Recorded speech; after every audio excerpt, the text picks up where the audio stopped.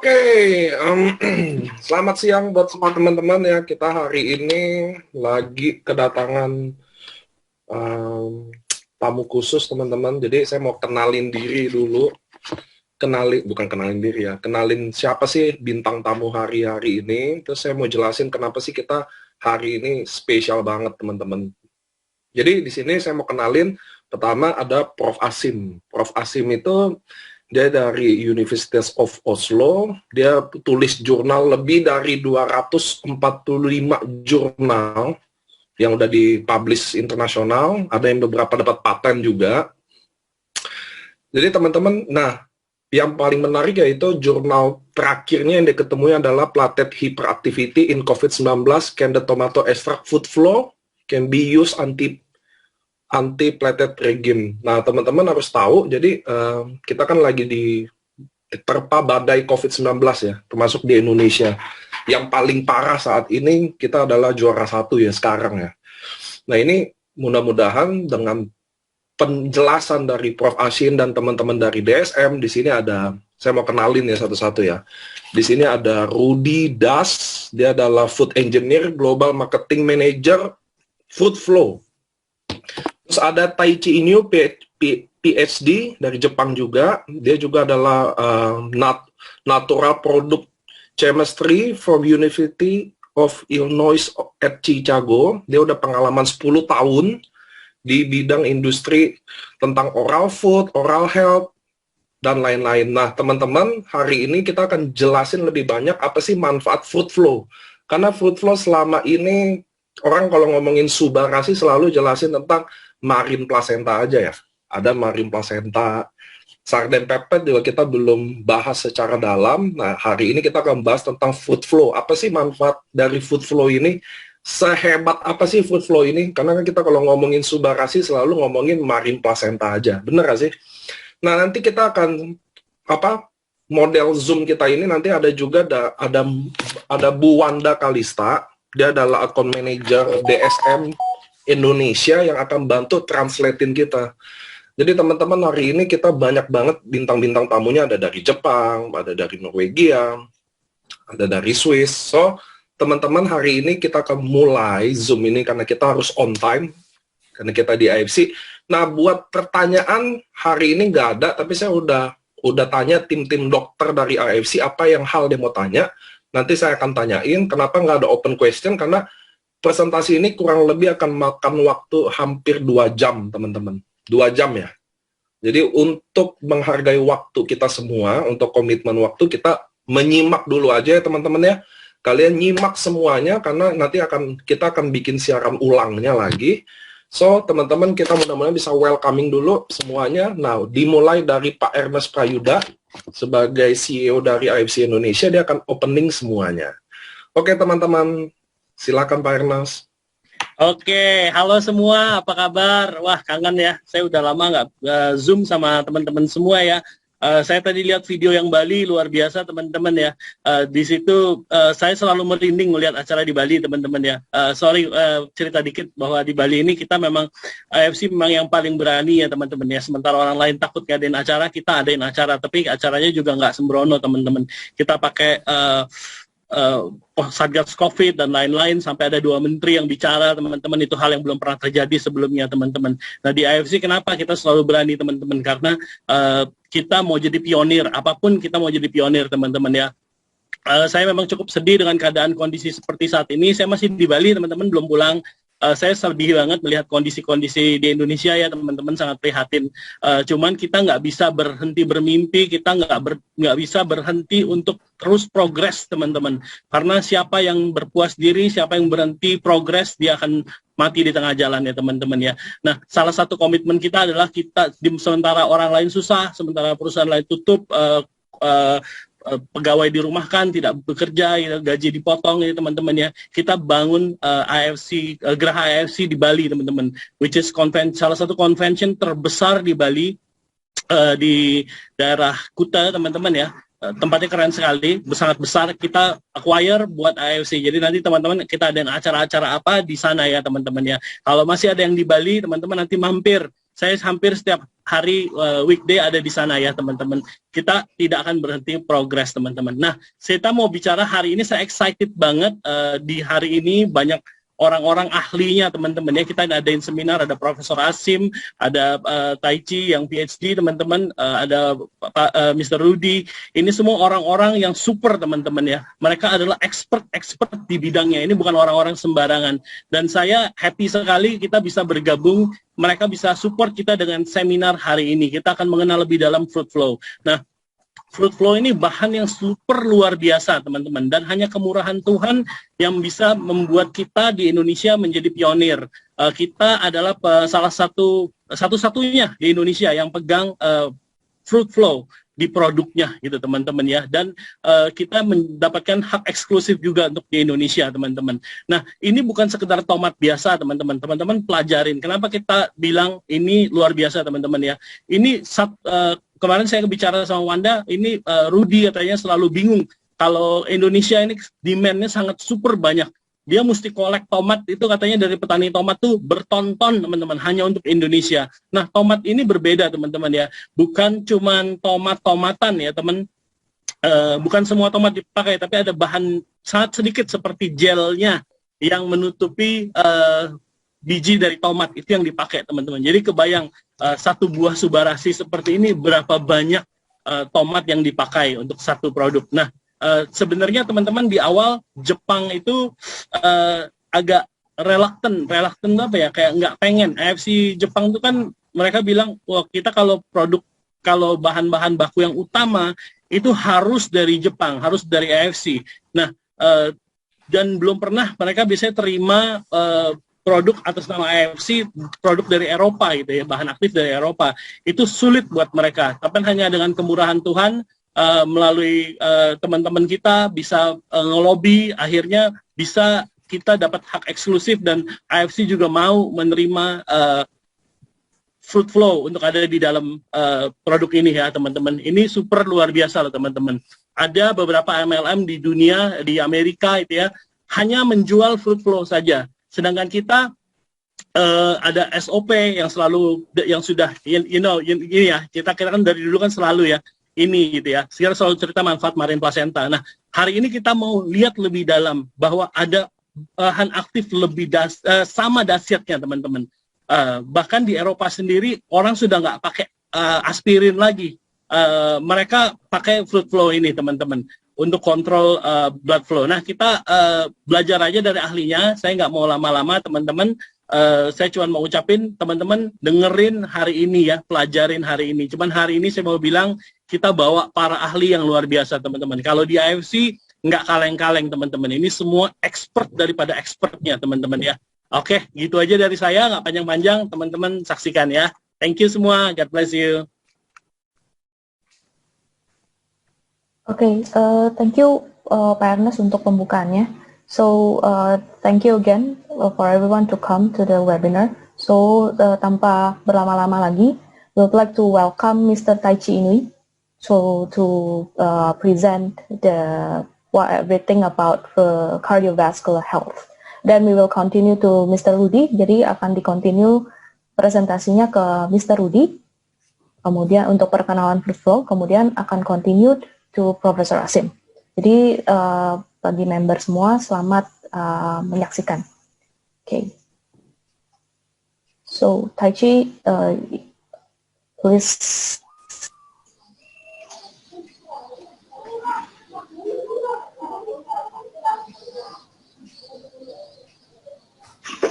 Excellent. Good afternoon, everyone. Hello from Tokyo. It's a pleasure to be part of this forum, and I'm very excited to see so many of you are joining today. Today, as everyone has mentioned, that we will hear about the importance of circulation and then how food flow can work to facilitate that health. But before we hear from Rudy and then Professor Asim, I would like to spend 3 slides and remind us why we should care about circulation. I am sure for those of us who are joining today are very conscious about our own health and our loved ones, but at the same time, it is sometimes complex, and this is why I kind of wanted to give us a refresher on why we should care about this specific element of health. Next slide, please. Healthy blood vessel is a key for healthy blood flow and then circulation, which delivers the nutrients to tissues and then cells in our body, and then thus keeping them in a good shape. Blood vessels is like a garden hose. You water your plants with a garden hose, whereas you water your cells with blood vessels. We want our garden hose and blood vessels flexible, soft, and clog-free, so it can do its job the best, whereas the rigid, old, brittle, or clogged or kinked garden hose can break or sometimes cannot even deliver the nutrients or the water to where we want it to be. Blood vessel is very similar. You want to keep it soft and flexible to work as it's designed. Next slide, please. This slide shows you the proportion of that health issues in Indonesia. You see 4 bands from the bottom, 30s and 40s. Up next is 50s, and then up next is 60s, and then the top bar is 70s plus years old. What you see is that proportion of health issues contributed by cardiovascular disease, which is in a darker pink, is increasing as we age. Also, we see that the prevalence of diabetes, which is in the lavender color, is also increasing as we age. And many of you are probably aware that diabetes is also a risk factor for cardiovascular health. So, in a nutshell, in Indonesia, like everywhere else in the world, the issue of cardiovascular health only increases as we age. And I forgot to mention that this is the data taken from 2019 WHO Global Burden of Disease data. And we actually see a very similar trend, not only in Indonesia, but globally, as well as in the Asia-Pacific region. Next slide, please. There are multiple steps for a healthy cardiovascular system, as there are multiple functions and the mechanism that we can keep them healthy.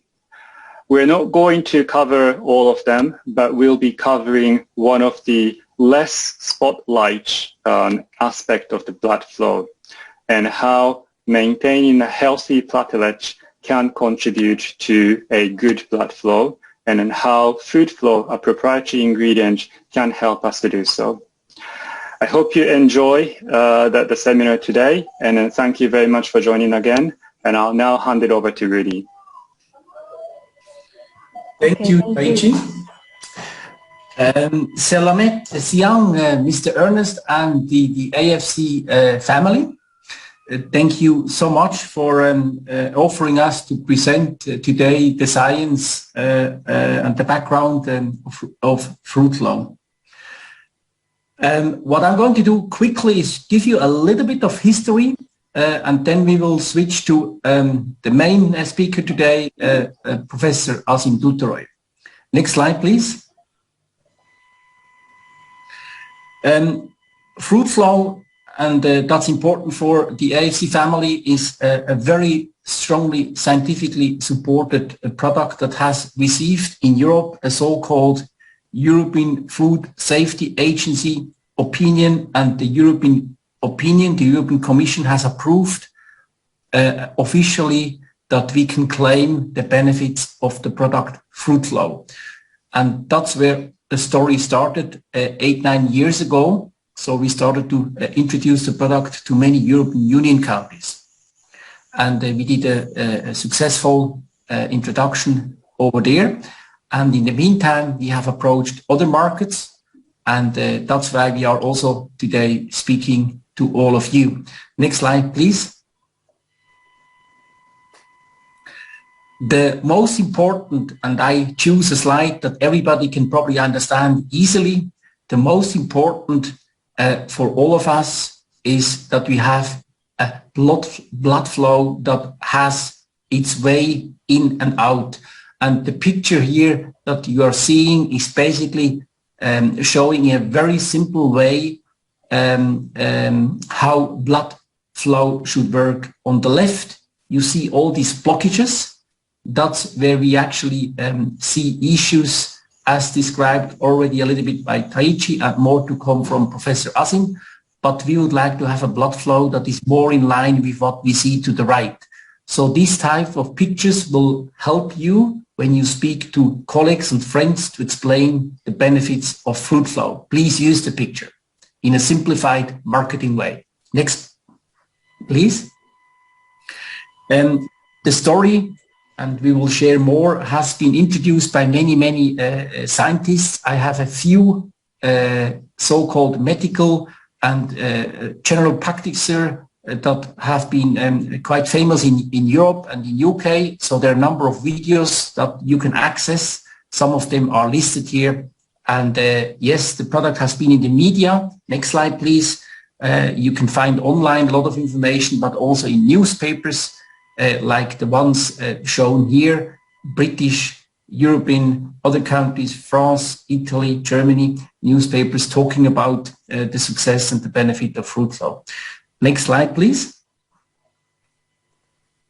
Now we are, of course, very proud, and thanks again, Mr. Ernest and the AFC family, that the Subarashi is the very first product in Indonesia where we are using the fruit flow science and its benefit. And we are also proud that we can collaborate with AFC and Mr. Ernest, and we are sure we can develop all this to a very successful story as a joint collaboration.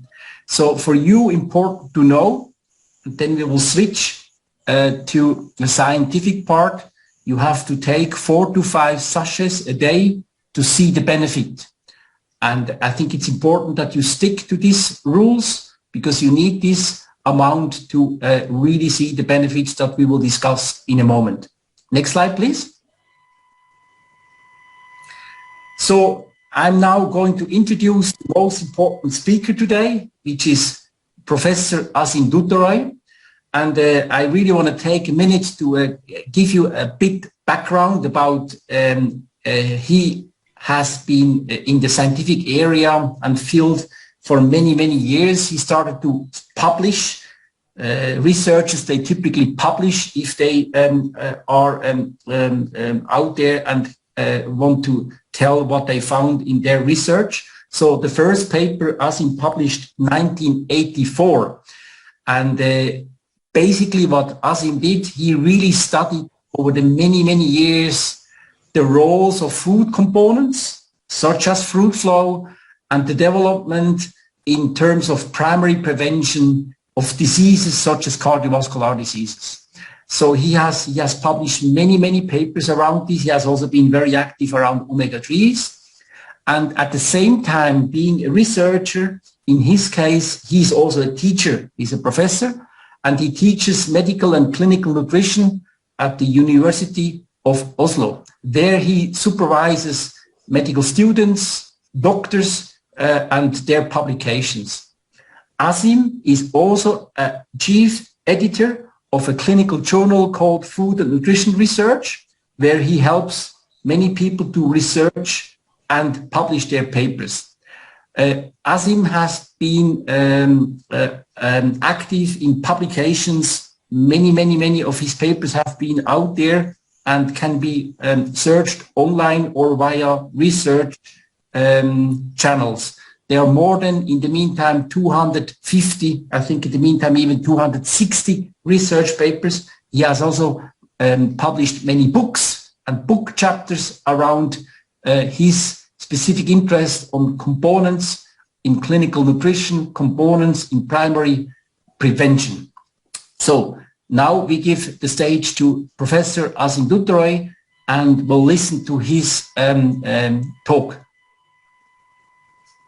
Right. So, already before we continue to Professor Asim, it's better for me to do a short translation from your Tai Chi, from yours and also Tai Chi's presentation. Jadi Bapak Ibu sekalian, saya di sini untuk mentranslate apa yang tadi sekiranya sudah disampaikan sama sama Mr. Tai Chi and Mr. Rudy.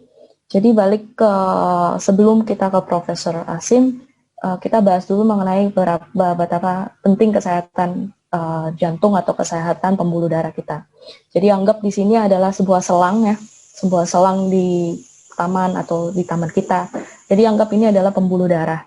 Kita mau pembuluh darah kita soft, lembut ya, tidak kaku dan tidak ada penyumbatan. Supaya nutrisi, oksigen yang masuk ke dalam tubuh kita dapat disebarkan luas secara merata ke seluruh tubuhnya kita. Jadi penting bahwa untuk kita menjaga kesehatan pembuluh darah kita. Nah, kemudian kalau kita melihat data WHO tentang beban penyakit global dari tahun 2019, kita bisa lihat di Indonesia dari umur 30 sampai 70 tahun memiliki resiko kardiovaskular yang tinggi.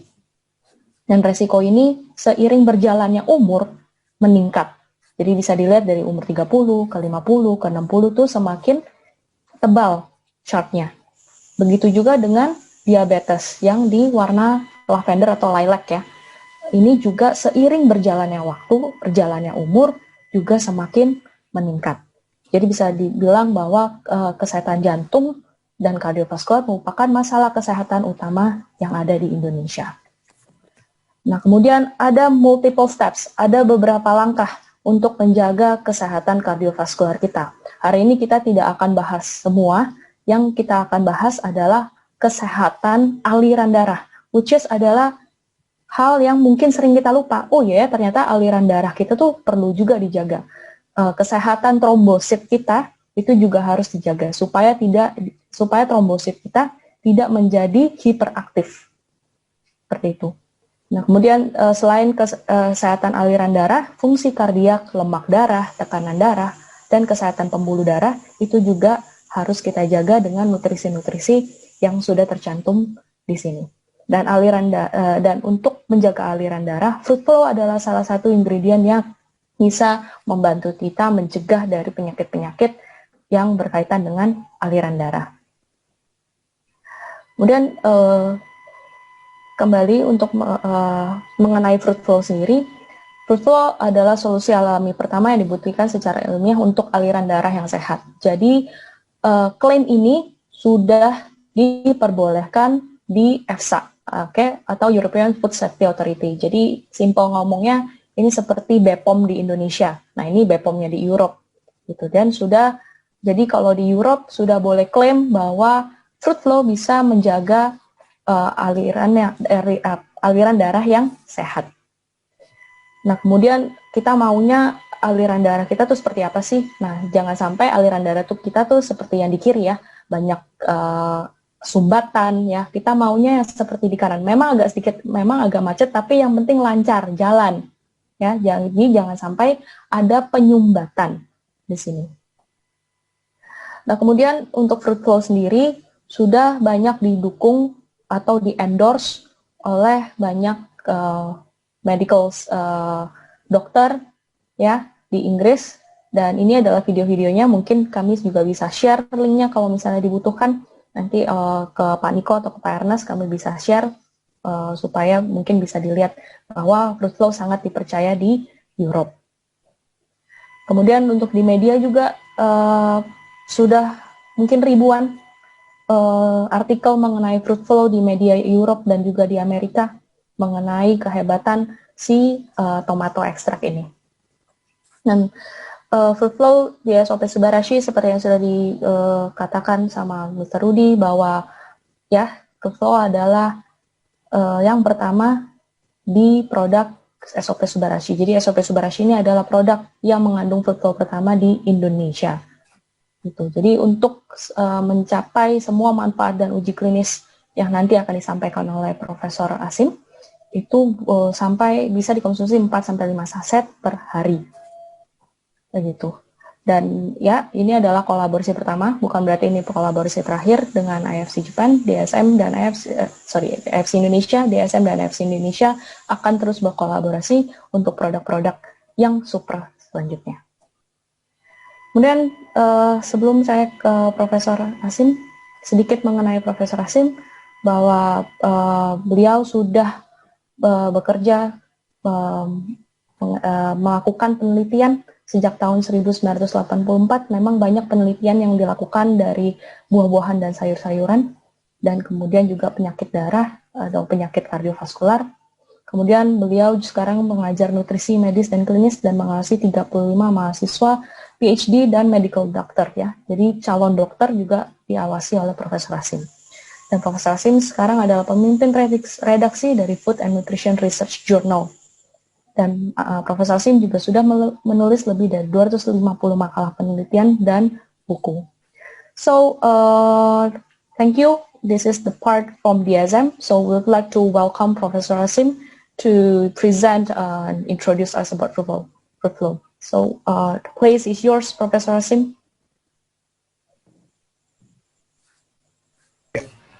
Okay. Thank you very much. Thank you, AFC Indonesia, DSM Indonesia, and Rudy for introducing me to this audience. And today, what I'll do, I will talk about the story behind the development of taking tomatoes to the heart. But these days we know that it is much more than that, because initial knowledge about platelet is all about thrombosis, blood clotting, etc., etc.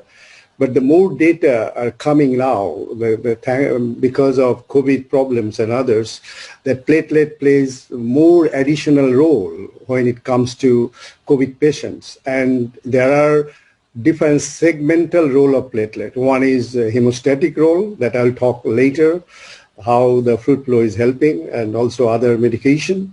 And then the major part of platelet actually is now showing that it is involved so intimately in terms of viral replication, viral immunity against virus, it depends.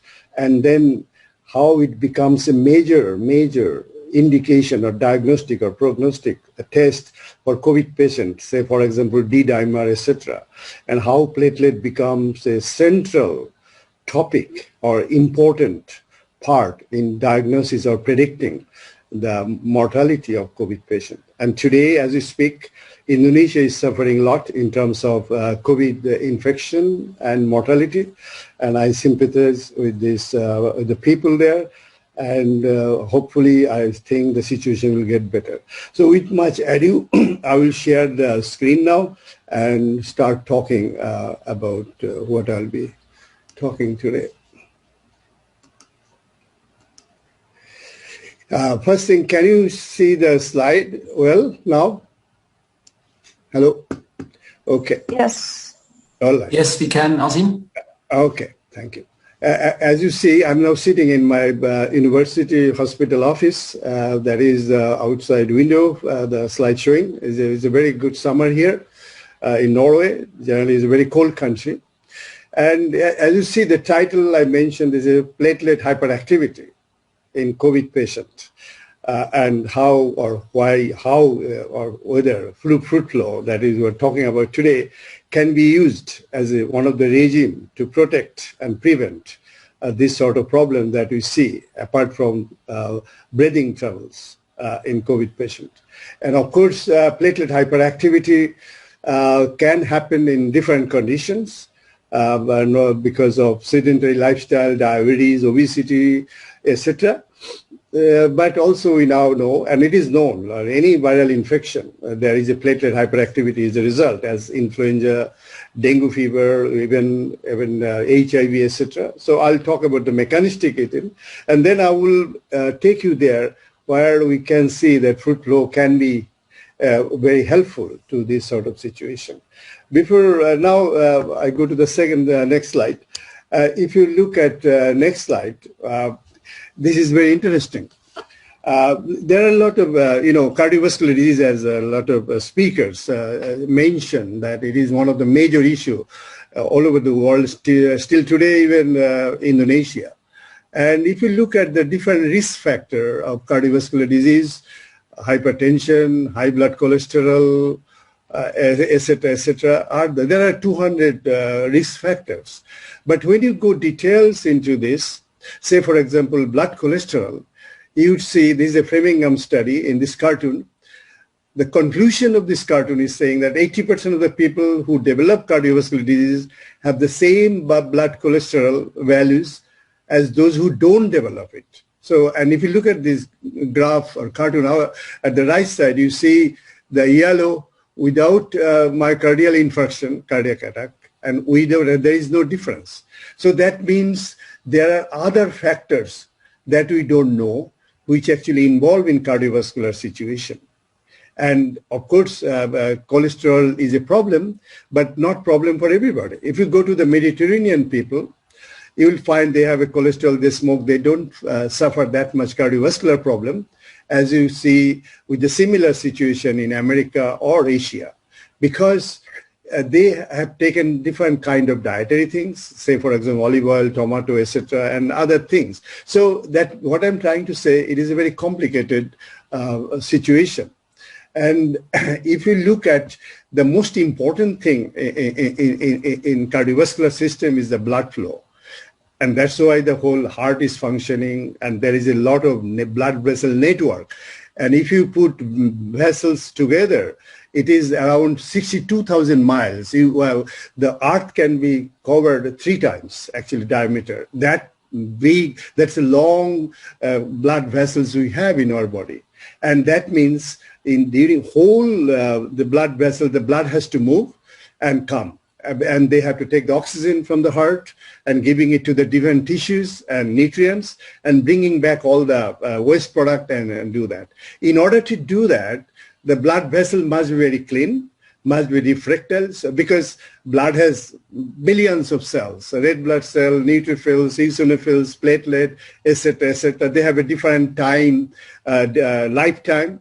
From minute to second to minute, and red blood cell 3 months, platelet 10 days, and they do different jobs that we know a little bit, and it is beyond the scope of today. I'm not going to do that. What I'm trying to say that this blood vessel is very important, and if the blood vessel and microcapillary is not there, then we have a problem, because we don't get the oxygen and nutrition, and tissue can die, and that's a big problem. And if you see the left side, then with the time we develop a plaque or fatty streak, and then there is a narrowing of the blood vessels, and then there's a big problem, and ultimately it call it atherosclerosis, and there is a coronary event in stroke and all these things. And we have billions of platelets that I'll be talking about it later, more details. It is kind of a drone. It's a reconnaissance flight.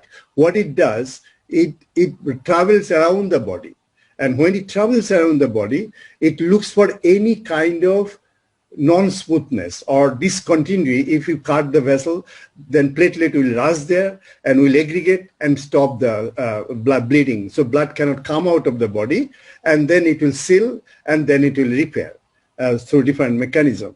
Its main job is to maintain the integrity of the blood vessels, and this is the job. And it is a kind of a reconnaissance flight. It has all the materials in it so that it can do this job with the help of other cells and etc. So it is a kind of autonomous, sensing, very intelligent cells, but it doesn't have a nucleus. That will come later on. So what happens? This platelet, if this aggregate in a wrong place, wrong time, we have a stroke or heart attack. So this is a main problem. And if you go to the next slide, this is showing a kind of a cartoon where I showed in the left side, the endothelium, the blood vessel surface is smooth, and then the platelet are also smooth and non-active. They are floating around and doing their job. But when the platelet sees this is a broken vessels in terms of cut or a plaque formation, or because of smoking, inflammation, vessel wall is activated, then it will also activate. It will aggregate, it will bring back so many cells together and make a kind of a cell. And this is very important for us to survive, because if the blood comes out of the body, we will not survive. The blood pressure will fall, etc. So it's the main job is very important to maintain the integrity and to repair the cells and maintain the patency so blood flow can go on. And important is blood flow because blood is a thixotropic fluid. If its density is increases, if the flow is less, then it will try to, velocity will be less and a big problem will come. So the main thing is to keep the vessel wall clean so blood can flow, it can go to the brain so we can think and we can survive better, go to the skin so skin can be better, it can go everywhere wherever our body is and needed in proximity and also the upper system. So it's very important. And if you look at this one here, and this is a blood vessel base I show there. There are a lot of compound like bone eleven factor, collagen, etc. buried inside the vessel wall, you see. And the platelet moves fantastically. But this vessel wall and collagen, etc.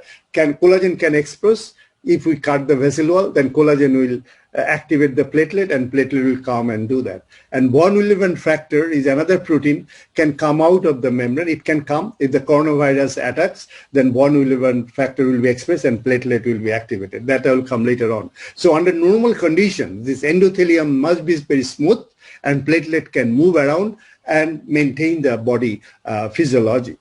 But it doesn't happen always like this because of different situation. Because of bad diet, because of intake of saturated fatty acid, because of sedentary lifestyle, because of smoke, because of diabetes and pollution, etc., that goes inside the blood and then can activate platelet as well as the endothelium. As you see, there are a lot of, kind of a bumper is popping up from inside the vessel wall and then try to deter the blood flow. This is a question. And that means the platelet will come, see it, and it will ask for other cells to come because it sees a danger there. It doesn't know the cause of it, but it knows something is happening in the vessel wall, damage, and platelet will come and make a seal, etc., etc. And that can, if it happens in the coronary circulation, then we have a problem. If it happens in the brain, we have a problem. And if it is happen when it is needed, like we have a vessel wall is damaged, then it is okay. So these sort of things, if happens untimely, in a wrong place, it's a disease and can lead to death. And if it is happening when the physiology is important, when the vessel wall is damaged, and platelet will come and do that. So this is a very important fine balance of platelet and endothelium that is occurring all the time. But, and as I see it, so show it here, that this is a blood vessels and the blood flow is there. And if there is a docking system is activated because of different expression of adhesive factors on the endothelium, on the blood vessels, then there is rolling would be a problem. And the blood flow will be less and less, and there is a big problem as we see in a situation like cardiovascular disease and diabetes, etc., etc. Now, question is how and why it is happening, and we know that in a pre-diabetic condition, hypertensive condition, hyperlipidemic condition, smoking, high-fat diets, all these conditions, platelet become active. We call it hyperactive.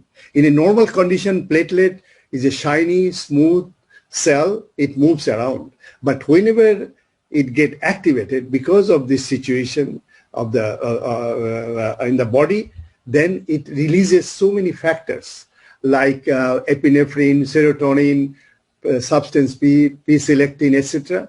And then they try to activate the blood vessel wall.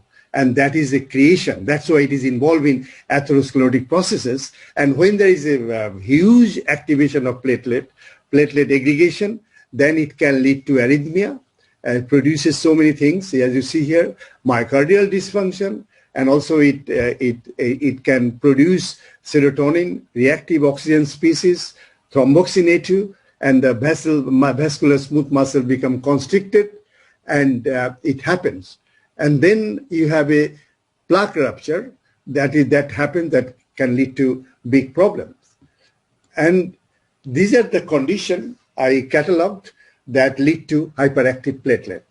that is diabetes, insulin resistance, obesity, aging, old people, overnutrition, bad diet, sedentary lifestyle, pollution, also important issue, and COVID-19 that I'll be discussing in the third part of my lecture in the details, and oxidative stress, inflammation, drugs, cancer, and all these things, platelet become hyperactive.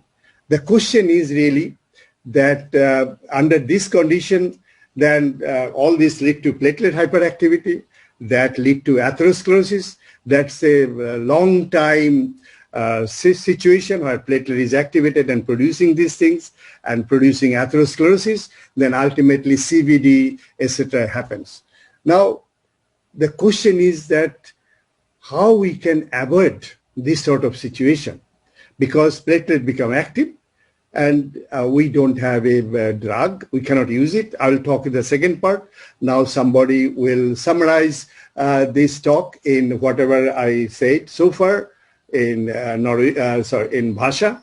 So I'm stopping it here and someone will be talking now. Thank you. Right. Thank you, Professor. So, saya di sini untuk merangkum tadi apa yang sudah disampaikan oleh Profesor Asim, bahwa key takeaway-nya adalah bahwa kolesterol, itu kalau misalnya Bapak Ibu pergi ngecek kolesterol di darah, itu bukan satu-satunya faktor yang mempengaruhi aliran darah. Karena tadi kita lihat di presentasinya bahwa 80% orang yang memiliki kadar kolesterol darah itu belum tentu punya resiko kardiovaskular. Jadi 80% orang yang punya penyakit kardiovaskular itu punya level kolesterol yang sama orang-orang yang tidak punya penyakit kardiovaskular. Itu highlight yang, jadi apa sih yang kita mesti cek? Nah, kemudian di darah kita ini ada yang namanya trombosit. Nah, kalau misalnya ibu bapak tahu semua, trombosit itu adalah sel penting yang ada dalam darah kita untuk mencegah pendarahan. Jadi simpelnya kalau darah kita luka, kalau kulit kita luka, kalau kulit kita luka, ada sel trombosit yang membantu supaya darah kita tidak mengalir keluar atau membantu penggumpalan darah di daerah yang luka, external bleeding ataupun internal bleeding. Namun trombosit ini bisa menjadi hiperaktif, ya. Jadi tidak ada kondisi luka pun dia bisa menjadi aktif di dalam darah kita. Nah, kalau misalnya trombosit menjadi hiperaktif di dalam darah kita, dia akan lengket satu sama lain dan menempel di dinding sel kita dan akhirnya menyebabkan yang dinamanya aterosklerosis atau penyumbatan dalam darah. Nah, apa sih sebenarnya yang menyebabkan si trombosit ini menjadi hiperaktif? Satu, bisa jadi karena diabetes, kemudian memang ada kondisi hipertensi, ya. Kemudian kebanyakan duduk itu juga bisa menyebabkan trombosit, ya.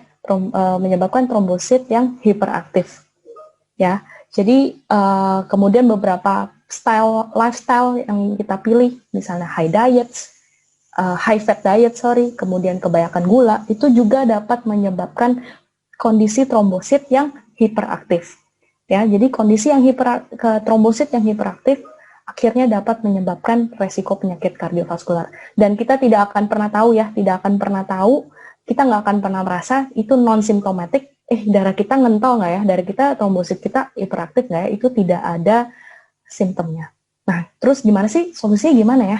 So, kita continue ke Profesor Asim punya section kedua. So, Profesor Asim, you can continue to your second section. Thank you.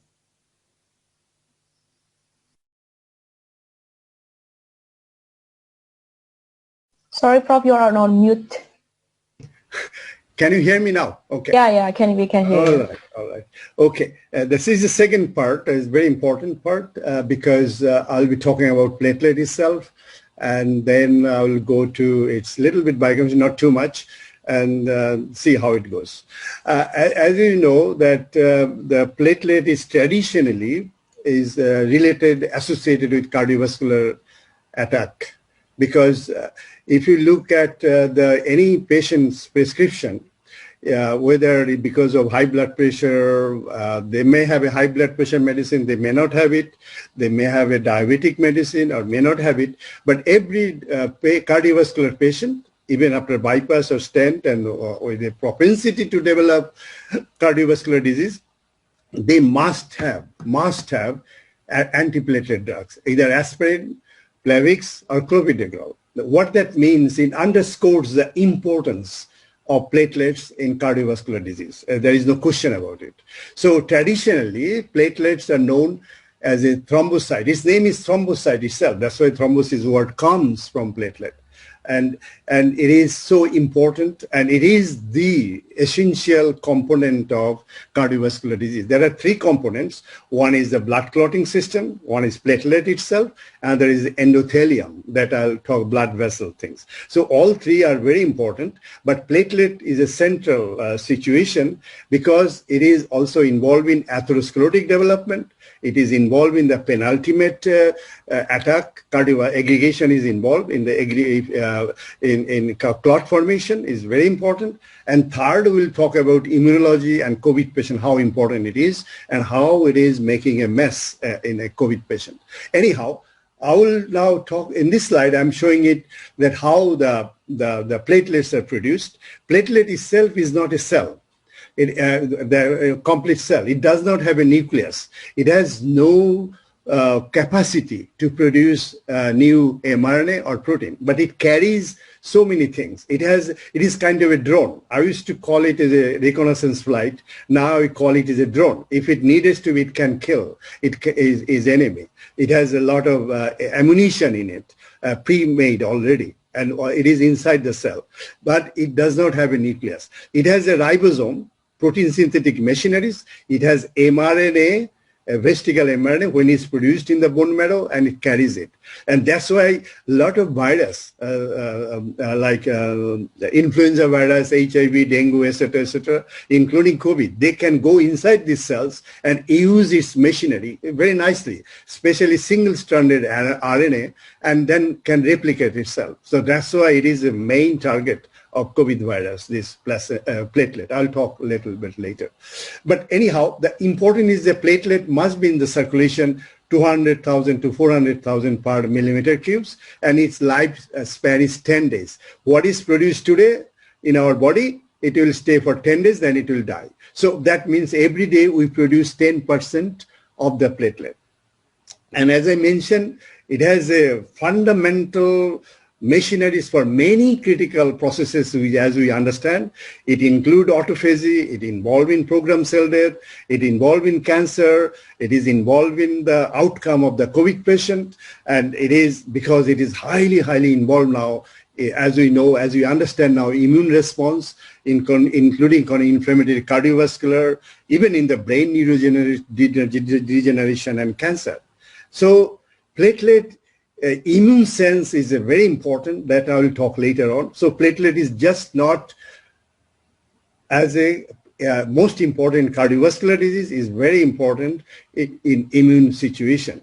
As I mentioned, it goes for cell defragmented and produce these platelets, and it does not have a nucleus, and it is 70% in the blood and 30% in the spleen. That's why when I mention platelet, we call it blood platelet, because in the circulation platelet. And they are there for 10 days, and it has so many things, but everything is inside the cell. We call dormant cells, and it circulates like that. If it becomes active, then is a problem, but it can be active even in young people under different conditions. Oh my goodness, it's not, okay. And there is one thing, just a little bit for your information, is complicated science, but I think you would understand. Because, as I mentioned, because nature has given so many doorways to get activated, because platelet activation and aggregation is important for our survival. As I mentioned, if our vessel is cut or something, platelet must be aggregated to go there. And it has a different receptor, collagen receptor. When the endothelium is exposed, collagen is exposed, broken, and collagen activates the platelet, and it can do. And thrombin, when we have a clotting system is activated, thrombin is generated, and thrombin also aggregates the platelet. ADP, adenosine diphosphate, that is released from broken red blood cell, also can activate the platelet, and epinephrine under stress condition. Epinephrine is produced and can activate the platelet. But if you look at inside the cell platelet, there is a arachidonic acid, and arachidonic acid present in the membrane, cell membrane, and it is coming from linoleic acid, omega-6 fatty acid, and that we take much more than 20-30 years back, because in order to reduce the cholesterol level in our body, we reduce the saturated fatty acid, and we now consume oil that contain linoleic acid, that is omega-6 fatty acid, and it is the precursor of arachidonic acid. So in our body, generally we have arachidonic acid, but 50 years ago it was less. Now we have more and more of arachidonic acid. And when this platelet is activated, arachidonic acid is released from the cell membrane, and because of cyclooxygenase, they produce the thromboxane A2, and then thromboxane A2 actually bring back the fibrinogen receptor together, glycoprotein 2B and 3, and then the platelet aggregation happens. So what I'm trying to say, that all these aggregating agents, epinephrine, collagen, thrombin, ADP, they all main job is to liberate arachidonic acid in the platelet membrane, and then this arachidonic acid produce thromboxane A2, and this thromboxane A2 then express the fibrinogen receptor, and platelet aggregation happens. So aspirin that is used as an antiplatelet is it is not an antiplatelet drug itself. What it does, it inactivates the cyclooxygenase, which produce thromboxane A2 from arachidonic acid.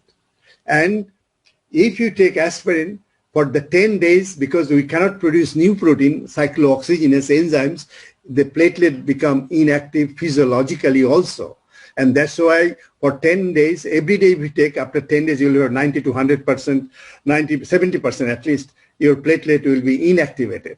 It is a so important function apart from aggregation that I'll talk later on, physiology, immunology, it cannot work if you take aspirin. And 30% people are resistant to aspirin. And another thing is that even if somebody take aspirin, if the thrombin comes into play, when the plaque is broken, cardiac attack, real attack is happened, then this thrombin can aggregate the platelet without involving arachidonic acid. So what I'm saying that arachidonic acid is good against collagen, epinephrine, ADP, but it cannot do anything when thrombin is a player. And thrombin is a player in a real cardiac event situation, and under this condition, thrombin, the red line you can see, it can activate the platelet and aggregate the platelet by expressing fibrinogen receptor and other thing happening, and this thing goes on. So aspirin is the main drug at the moment. Everybody is taking aspirin or combination of Playbox, etc., just to stop the expression of fibrinogen receptor via thromboxane A2. And these are the drugs are being used in combination or by alone.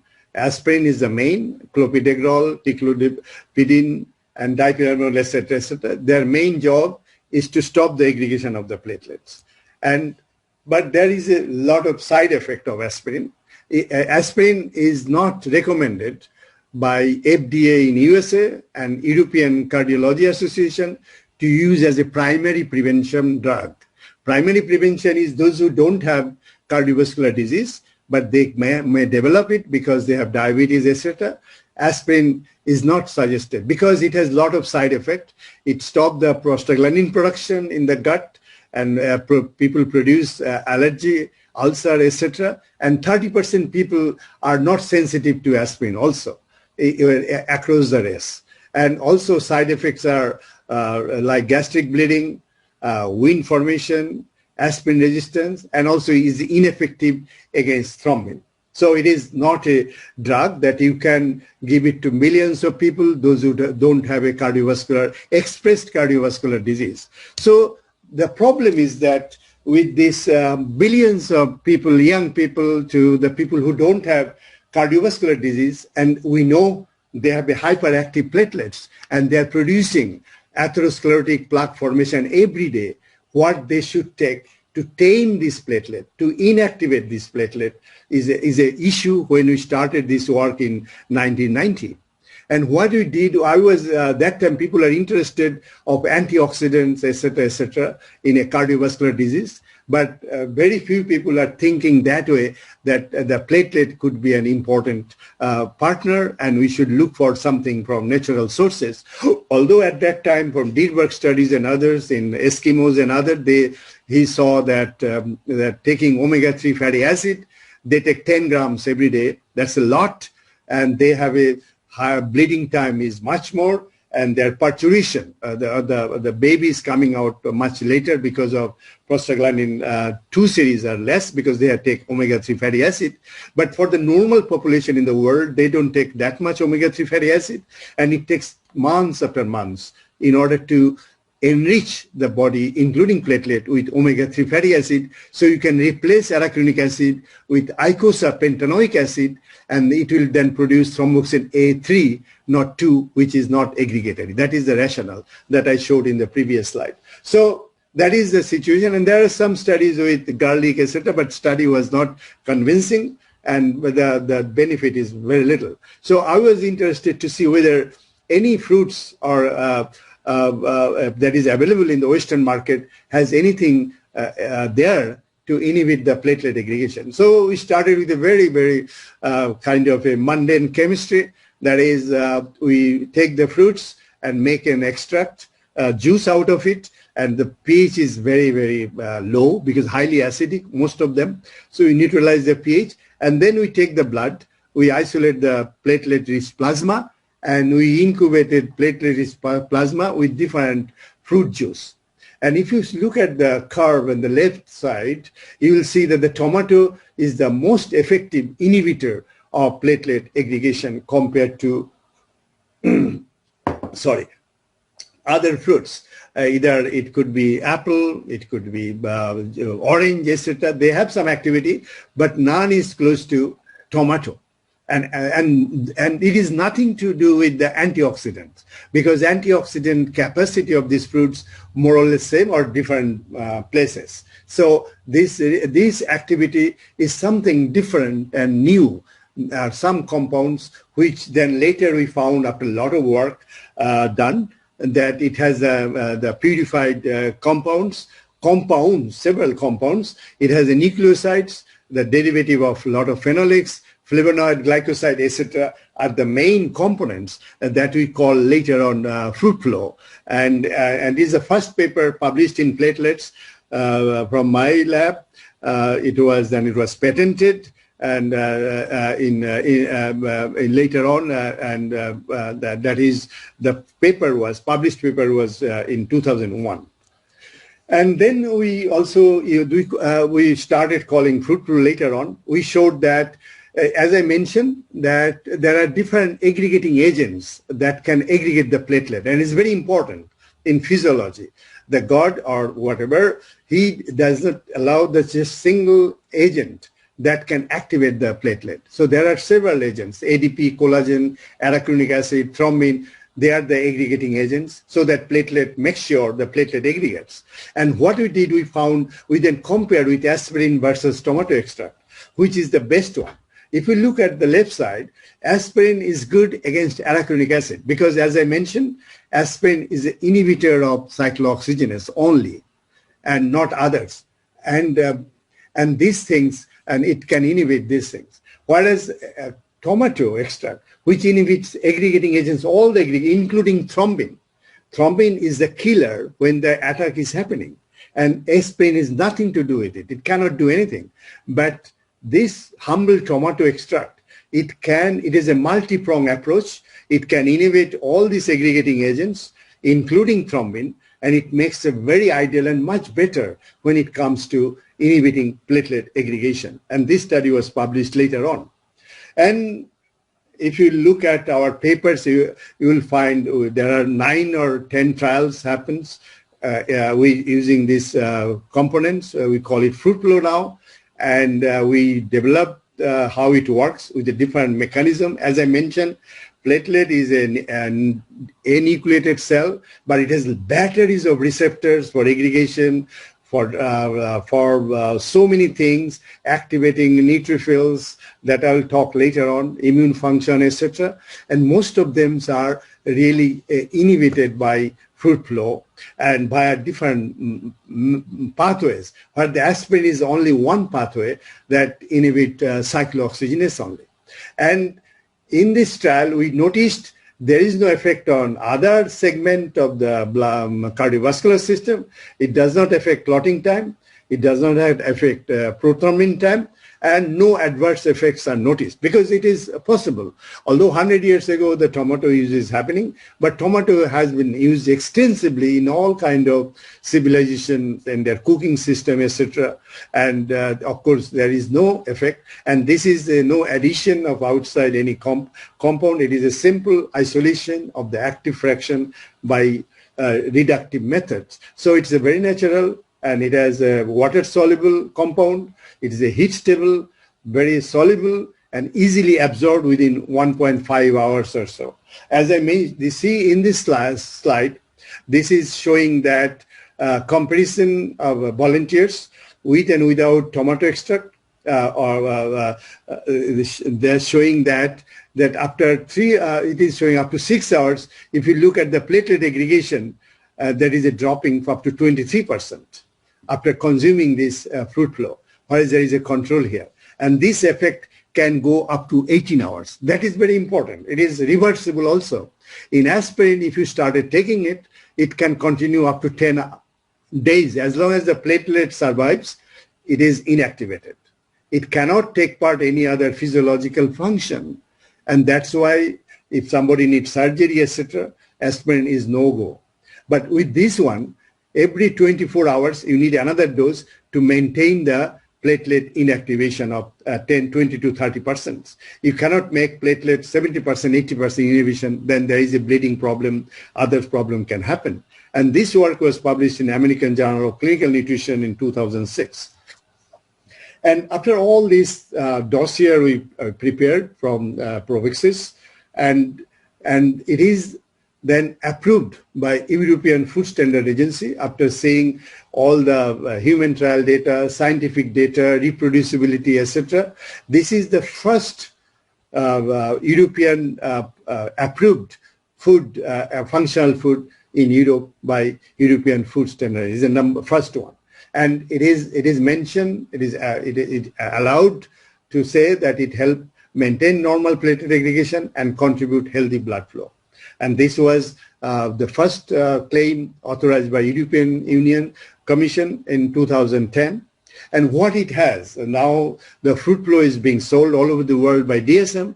It has a 150 milligram capsules. It contains 65 milligram of active compounds, 6 to 10% of non-nucleoside derivatives, 13 to 15%, almost 10 milligrams are phenolic conjugates, and it has a 8 to 10%, 7 milligram of flavonoid derivatives, and it has a minimum 2.4 milligrams of quercetin. It's very important when I'll come to COVID situation, and there are a lot of unknowns still there. So this is the latest situation. Then we try to compare with in a human trial to see how it compares with if somebody takes 7 days continuously, normal healthy volunteer 75 milligram aspirin versus 150 milligram of tomato extract or fruit flow. As you see here, that time to clot is only increased 4%, so is less effective. Platelet aggregation is 13 to 36% that we allowed is decreased, whereas after 7 days, it is 90% is aggregation is decreased activity by taking aspirin, and it has a 19% they don't respond. The general is 25 to 30%. They don't respond to aspirin at all, and if you take aspirin regularly, but no doctor checks whether their patient taking aspirin, whether it is affecting platelet or not, because it is not the way it is. And if they have gastric problems and others, and whereas this tomato extract, even you take every day, it still it maintains the physiology of the platelet, but it takes off 25% of platelet aggregation, 25 to 13 to 36%, which is quite good. The hyperactivity of the platelet is reduced, but it maintains the other function and physiology. So that means it can be used as a primary prevention, where this aspirin, in normal people, if it takes it, then it loses the platelet activity by 90% or more, and a lot of side effects, and that's why it is not allowed to have a aspirin regularly for normal, apparently healthy population. So this study was published in European Journal of Nutrition, and it is clearly showing that tomato extract, if you take regularly, you maintain the physiology of the cardiovascular system, whereas in aspirin, as we know, that it has a irreversible inhibitory effects on platelet and with the side effects. So it is not recommended to take every day for everybody. Then we did one study to show that, because angiotensin converting enzymes is producing angiotensin is one of the, there are several mechanisms that blood pressure is maintained in the body. And we know from some other studies that polyphenols, etc., can inhibit, lower the blood pressure by inhibiting the angiotensin converting enzymes. So we did a very small trial in Aberdeen, Oslo University, with 12 people, and we measured 24 hours blood pressure monitors against placebo with 150 milligram of tomato extract, aqueous extract, or fruit flow. And if you see here that there is only 24-hour study. And we showed that taking tomato extract or fruit flow, 150 milligram, you reduce the blood pressure in these people. Whereas in placebo, there is no effect. As you see in the right side, it is showing that there is quite a good decrease in blood pressure. And even 2% decrease is quite helpful in order to reduce the cardiovascular event. So this fruit flow is not only reducing reversibly platelet aggregation, it also lowers the blood pressure in human body, and also in vitro we showed that is directly inhibiting angiotensin converting enzymes. And this is the catalog of all the human trial done. There are 9 trials I can see here that is showing all the benefits, all actually targeted platelet aggregation in vitro. That means after consuming this extract with placebo, compared with placebo, and we measured the changes in the platelet response to ADP, and also we measured total clotting time, and in some cases blood pressure time, and we found always there is a significant effect. And there is also other study going published in Poland and showing the similar situation as we showed here. They mentioned WSTC, that means fruit flow, that water soluble tomato concentrate, 2 means is a tomato extract. And there are several reviews is mentioned here, and as you see, there is a lot of papers. You can Google and find it out. I'll not waste time in this here. And our latest paper is in submission at the moment. We are waiting, that is, we are trying to find out what would be the minimum amount of fruit flow people should get to get the effect. And now there's time for summary, and I will ask Wanda to summarize now whatever I talk. Thank you.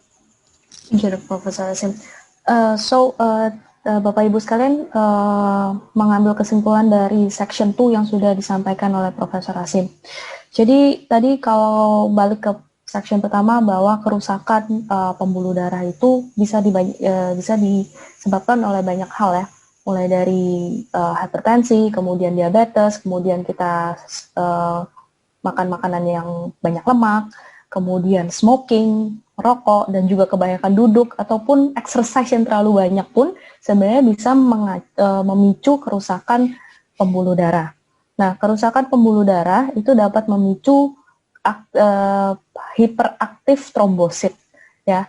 Yang tadi saya sudah bilang, kalau misalnya fungsi trombosit itu adalah kalau kita luka, dia adalah fungsi untuk menyembuhkan luka tersebut ya, untuk aggregate lukanya kita. Tapi kalau misalnya tidak ada luka, terus tiba-tiba dia aktif, dia akan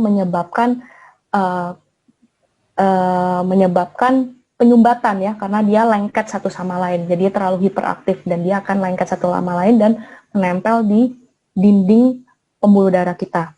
Nah, bila kita berbicara mengenai penggunaan obat pengencer darah ya, di dunia ini mungkin kita kenal dengan aspirin. Cuman di Indonesia harusnya dipakai yang satu lagi yang clopidogrel ya. Itu juga adalah salah satu obat pengencer darah yang sering dikonsumsi oleh mereka yang sudah mengidap penyakit yang berkaitan dengan kardiovaskular. Namun aspirin ataupun obat-obat pengencer darah itu tidak disarankan sebagai pencegahan, ya, bukan pencegahan.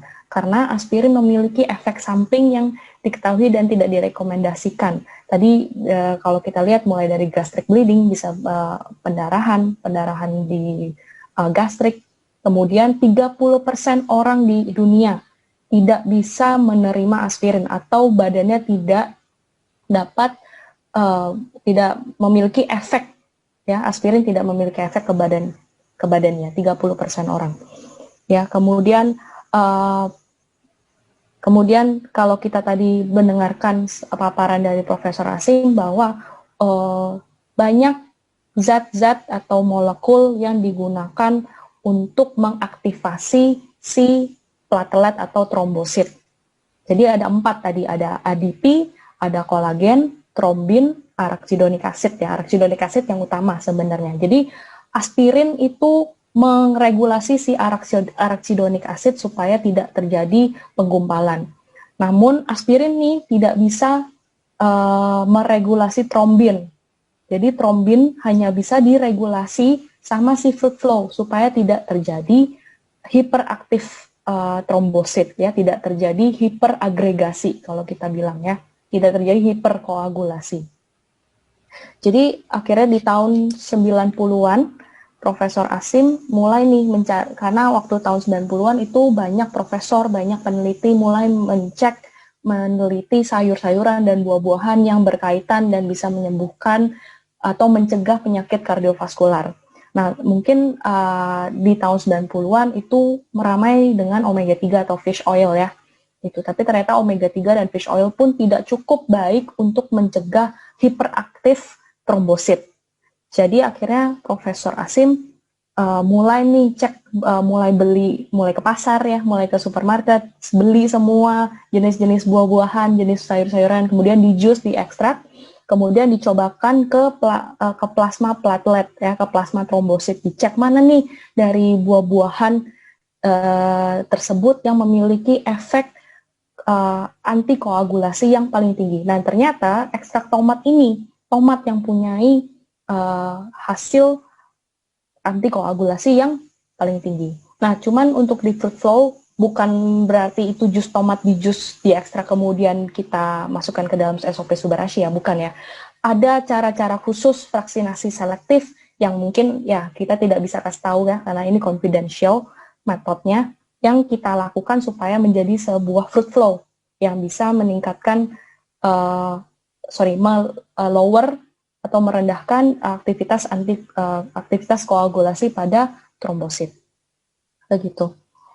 Oke, kemudian fruit flow juga heat stable ya. Jadi dia tahan terhadap panas, water soluble juga, dan fruit flow tidak memberikan efek samping seperti aspirin.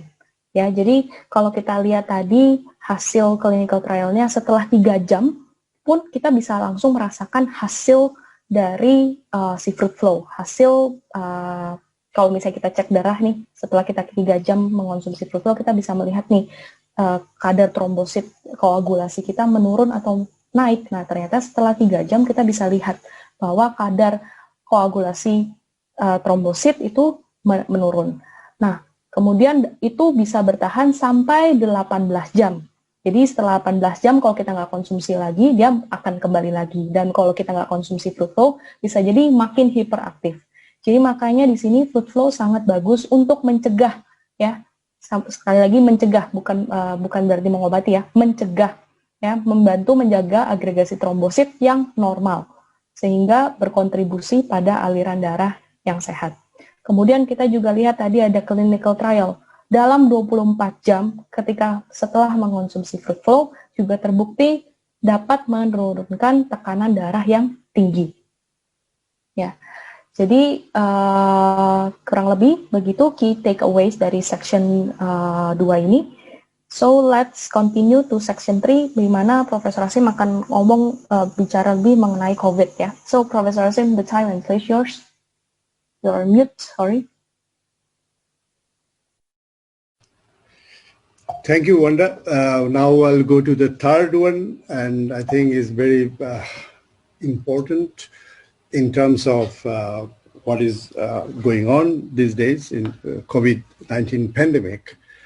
As I mentioned, that platelets are coming from the situation of cardiovascular system, and traditionally last 100 years, people are thinking platelet is mostly involved in clot formation and is very important. That's why the aspirin used all over the world.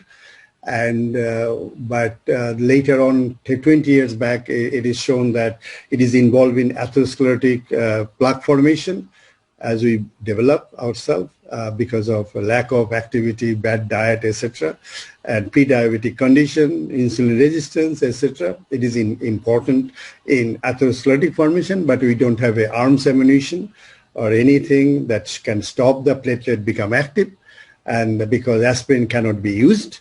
So that's why the alternative dietary source having been sought, and thankfully FRUITFLOW is the only dietary factors, functional food, so far is the most well-studied, and so many human trials, etc., actually putting FRUITFLOW at the top of the alternative to aspirin as a dietary regimen without any side effect and reversibility effect, and also it also reduces the blood pressure maintenance.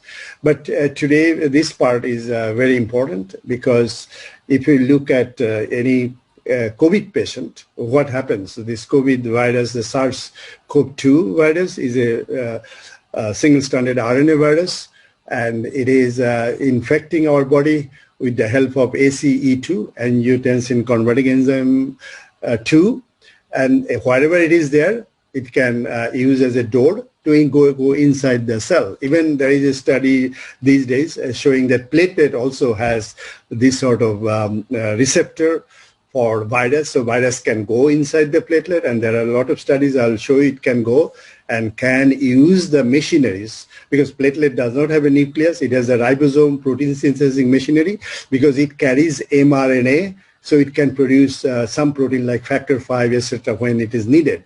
But this virus, all these, as I mentioned, influenza virus, etc., they go inside and then they do the havoc along with other cell with platelet, and then platelet can produce so many cytokines, I'll come later on, and can create immune problems. And so the question is how we can solve this problem. And traditionally, in this slide, I'll show you that the virus and human blood platelets, what is the relationship? As I mentioned, the platelet become hyperactive by also in infection, like influenza, dengue fever infection. There is a problem of platelet hyperactivity, and also the reduction of the platelet number, because platelets are highly consumed. Platelet life is only 10 days, and it also there is a mechanism, because platelets are produced in the bone marrow. It sends a signal to bone marrow not to produce too much platelet, because then it will be used by virus, and then it's a big problem. So this is one of the mechanisms. Other mechanism is because of so much aggregation going on, platelets are being used, and you have a certain limitation to produce that much of platelet. So there is a thrombocytopenia, that's a less number of platelet. And this is also a problem. At the same time, platelets are very active because of different situations that I'll come later on. Because if I go in general, what can happen? That is, platelet becomes hyperactive and release so many cytokines, inflammatory cytokines. But platelet also have an antiviral response. It tries to clear the virus from the circulation by different mechanisms. It interacts with the neutrophils or leukocytes and trying to make a trap, so virus can go there and can release. Virus also has several mechanisms that I'll come later on to target the platelet, different mechanisms, so that it can use as very easy host, so it can replicate also a lot, and also it can use as a transport, go here and there because the blood is flowing, not in the tissue. So it can go to anywhere it likes to. So it's very important that these cells has the capacity, has the potential to take the virus and go take it different places in the body. And as I mentioned, single-stranded RNA is the ideal in this case because platelet has protein machinery and it can use it, and also transporting here and there. And platelet, there is a mechanism, it's called neuraminidase, that affected in the platelet, so there is less production of the platelet. And as I mentioned, platelet also releases alpha. Platelet has several granules, alpha granules, beta granules. These are the arms ammunition inside the cytoplasm. And it can release, when it is activated, when the virus goes inside the cell, it brings up to the membrane and releases so many compounds, including PF4, platelet factor 4. It is a chemotactic agent. It brings leukocyte together and it can produce antiviral agents. So antiviral kind of trap. And also platelet has a specific antibody, IgC, that neutralizes many viruses. So the struggle is going on between the virus and the platelet, as also in other cell studies going on. Platelet also have toll-like receptor, TLR. Platelet can sense which is pathogen, which is not pathogen. And through TLR, the virus can go there, and then it can produce so many signals, an aggregating agent that can bring all these blood cells together and try to fight against the virus. Platelet, or through the TLR, it can also degrade the virus and can present the part of the protein of the virus, of the membranes of the virus to the outside cell membrane, which is through MHC1. You know, the major histocomplexities complex, one is present in every cell. It is very important. And MHC2 is present only antigen presenting cell, few cells, dendritic cells, macrophages, etc. But platelet, except the red blood cell, this MHC1 is present. The function of the MHC1 is this. If it takes the endogenous itself protein and expresses on the cell surface, then natural killer cell or that T cells will not kill the cells, or platelet or any other cell. But if it is foreign protein, like in viral protein, it is present in MHC1, then it attracts the other leukocytes to bind there and say, I'm affected. And it happens in cancer cell also. When the cancer cell produces its own protein, but it is not seen as a prone protein, then the natural killer cell will kill the cancer. It's a self-suicidal thing. But here it is a complicated little bit. The virus fragments it becomes antigen. Platelet itself become immune cell, antigen presenting cells, and producing the viral signature into MHC1 and asking leukocyte to come and help me, and this virus is affected. And all these things function. We really, at the moment, we don't know if the aspirin is taken regular basis, what impact they have. Because this is nothing to do with cyclooxygenase pathway. It is a completely physiological pathway. But one thing we know, that for 10 days, if somebody take aspirin, this sort of activity may be compromised, and is a big problem, because we are trying to make sure that platelet does not take part in the aggregation of clotting process. That's why the aspirin is given in cardiovascular patient. But doing that, we might be actually compromising other physiological action, including inflammation, etc., and antigen presenting other activity, and taking virus to different places in order to kill, or virus to win the game. So something can happen. So as I mentioned so far, the hemostatic function is very important for platelet, but we know now it is as important in immunosurveillance. That's why you will find the doctors are very worried about platelet function in COVID patient, because COVID viral infection, viral disease is a completely immune disorders. It is the struggle between immunity, innate and adaptive immunity of the host versus the pathogen. This is as simple as it is. Although the side effect is breathlessness, etc., but people die of cardiovascular things, and cardiovascular platelet clot is found in every tissue in the COVID patient. So it is a big thing. And also this immune surveillance, that is a new role, a very important role of the platelet.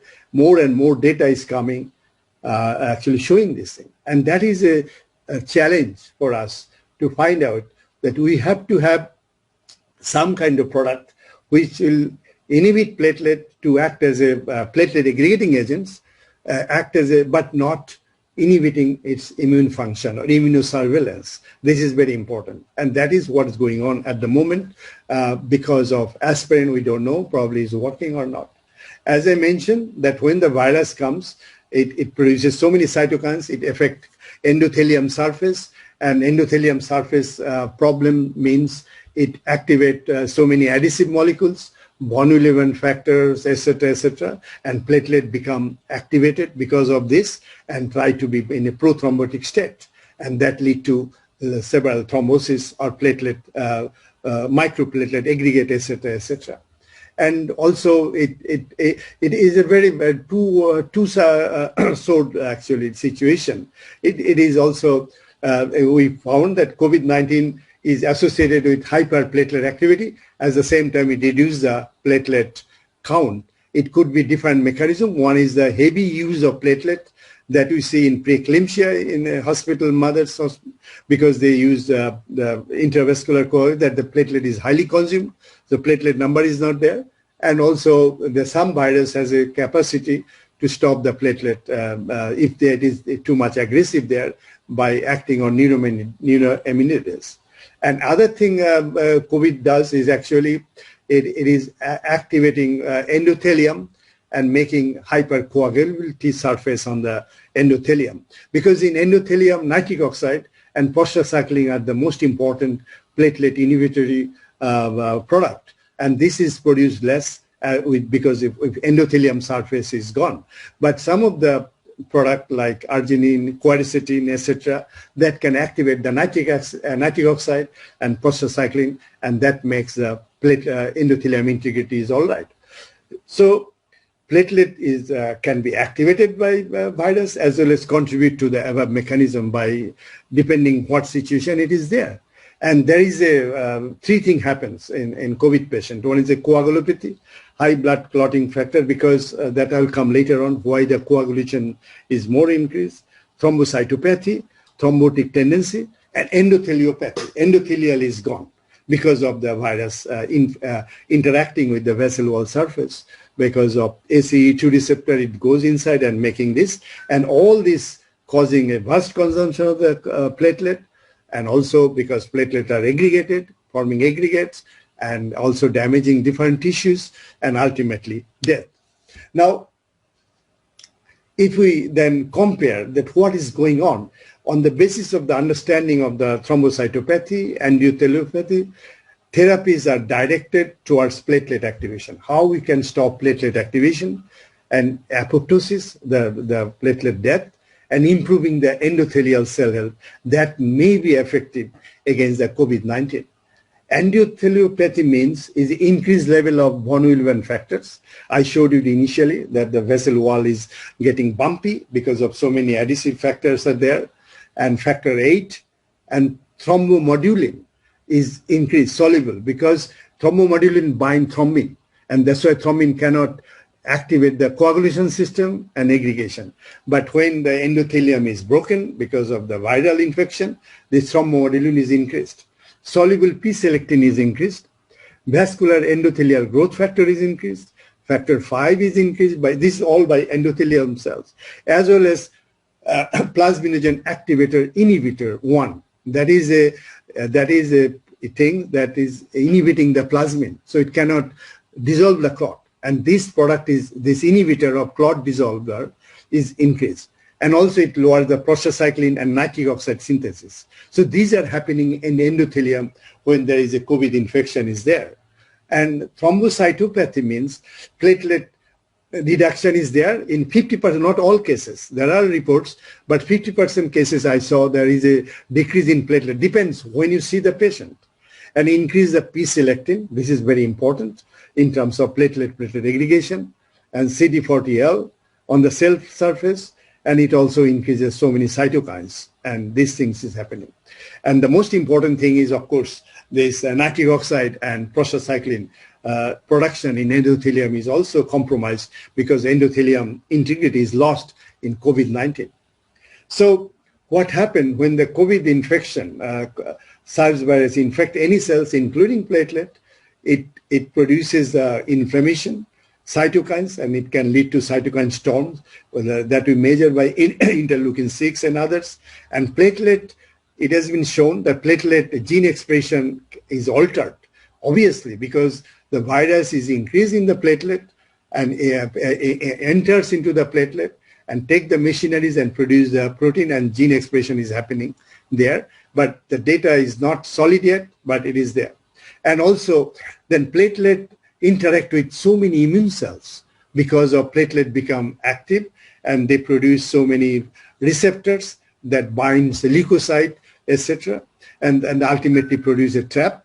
And of course, platelet become hyperactive, try to aggregate all the time. So this is happening, as we see, in a mild cases in diabetes and apparently unhealthy situation, but COVID-19 is directly entering into the platelet, doing this also through the production of the cytokines in monocyte and macrophages, and complement system is activated and platelet become active.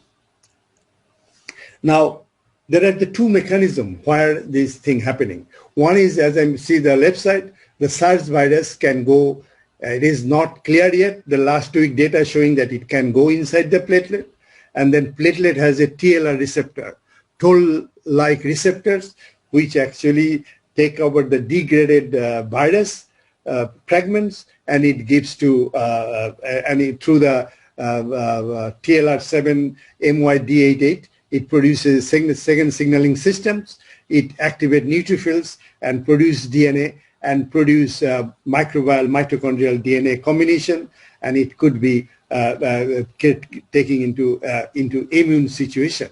And this is very important, the way this virus is going inside the cell and taking over the machinery for its own replication. At the same time, it is taking its machineries to produce, to activate the neutrophil and DNA and take part in immune situation. Now, if you go to the left side, as we know that, as I mentioned, left side, that platelet is activated, and activated means platelet aggregation will be more, secretion will be more, platelet will be more adhesive to the vascular bed, and the blood flow will be compromised, everything can happen. And this can happen through different mechanisms that I mentioned a little bit, much more, but this can happen. Now, the question is, most of the pre-COVID patients, they may not have taken any antiplatelet dietary regimens or aspirin, forget it, because apparently healthy people, because aspirin cannot be used as a primary prevention. Under this condition, if somebody take FRUITFLOW, obviously the activation of the platelet would be less and aggregation would be less, and it will have a less addition situation, and the SARS virus can make a less mess on the cells. At the same time, since it is not directly strongly affecting psychology exogenous, it maintains the physiology. So depending on the situation, it can also try to kill or try to clear the virus from the cell. It cannot happen if somebody is not taking a drug which actually pro-physiologic or pro-platelet, which allow the platelet to do these jobs, just not like aspirin, but FRUITFLOW, because it contains so many antioxidants, so many polyphenols, etc., that might help to platelet to affect physiologically in order to prevent the severity of the COVID virus. And as you see here in this slide, that as I mentioned, in addition to thrombosis hemostasis, platelet is important, is a key inflammatory and immune response and we call it immunothrombosis. That is happening any viral infection. It can happen, but much more in COVID virus. As I mentioned, that COVID virus that can enter into the cell by ACE2, and then it can be through the toll-like receptor 7, 2, or 4. It can be activated, and that lead to platelet aggregation, cytokine released by the platelet, and that lead to thrombosis. And it also involved in leukocyte infiltration and produce net formation, and that can actually trap the virus more, but it can lead to also thrombosis, and also it can TLR3 activate the complement system. It activates the coagulation activation, and fibrin deposition is there. But if your platelet is inactive, then the coagulation may not be affecting that way. So this is a situation where we have the virus is taking over the platelet, and it can reduce the platelet number, thrombocytopenia, but at the same time, it is making very hyperactive platelet. So the important thing is that the platelet in a physiological condition, it should have express broad array of receptor, like toll receptor, so it can process the viral pathogen, and it can sense the pathogen, and it can immediately produce the immune response that really releases cytokine that can, and it has also antimicrobial peptide it can release, and directly inviting neutrophils and monocyte and lymphocyte to amplify the immune response, so stop the action of the SARS virus. And as I mentioned, if it fails to do that, if it does not have it become inactive because of aspirin, we don't know yet, but the possibility is there, then it cannot do anything, and that we call it immunothrombosis, because immune functions are more predominant under this condition and lead to thrombosis situation.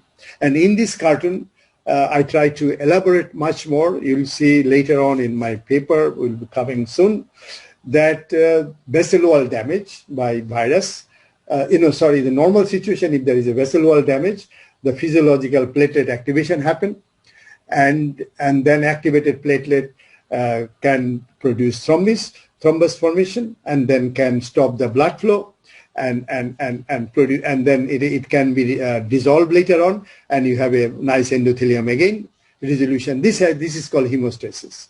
But when there is a situation that I talked about, obesity, diabetes, sedentary lifestyle, smoking, and others, that lead to pathological platelet hyperactivation, and also it can be by SARS virus and other influenza virus and others that can lead to platelet hyperactivation, and also immune autoantibodies, etc., can lead to, and hypoxic condition also can lead to hyperactivation that can happen in COVID patient.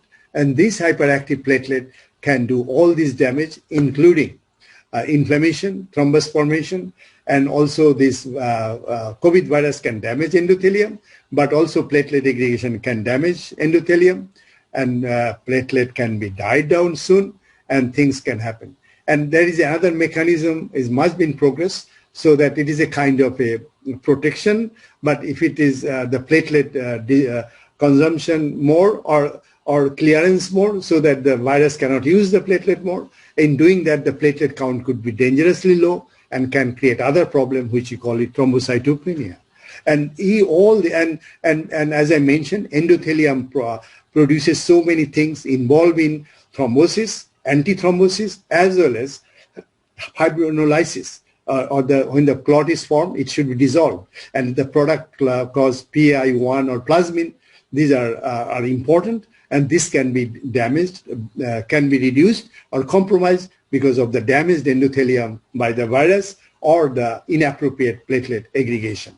And all these things can be better off if we have regular platelet function physiologically, so that we have more of platelet physiology, which can take part as a preventive or as a protective of the endothelium and itself, and also it can produce things through TLR, etc., that can lead to the product, which can bring back neutrophil, etc., to make a immune umbrella, so that virus can be tagged and targeted and can be cleared. And this is another one showing that under inflammatory conditions, what can happen.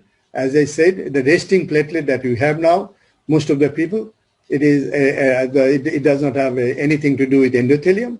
It flows around and the body, billions of platelet, their main job is to look into the problems. But when platelet itself is activated because of stress, because of obesity, diabetes, etc., then it can go to hyperactive state and try to interact with the vessel wall. But the vessel wall can be also activated by so many activities, diet, etc. And that interaction lead to thrombus formation, and that lead to cardiovascular problems. And of course, the most important thing is endothelium non-thrombotic surface is maintained mostly by nitric oxide, prostacyclin, that also interact with the platelets so that platelet does not aggregate, etc. and things there. And we have a low dose aspirin that we use in the cardiovascular patient.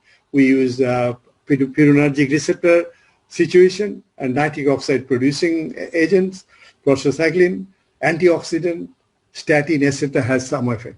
But FRUITFLOW, we believe strongly, and the data is showing that they can physiologically inactivate the platelet, so it does not aggregate.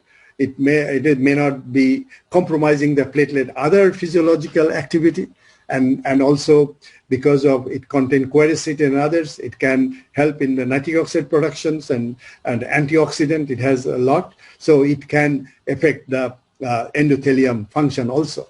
So if we summarize whatever I says, the COVID-19, the main thing is happening, people are dying because of cytokine storms, damaging tissue, etc. That way we have a breathlessness, lung function cannot work, and also it goes to the endothelium surface is damaged, platelet is damaged, and platelet, the COVID-19 using platelet as a replication thing, and also as a producing cytokine, etc. And also it can produce thrombocytopenic conditions, and including generation of thrombin, etc.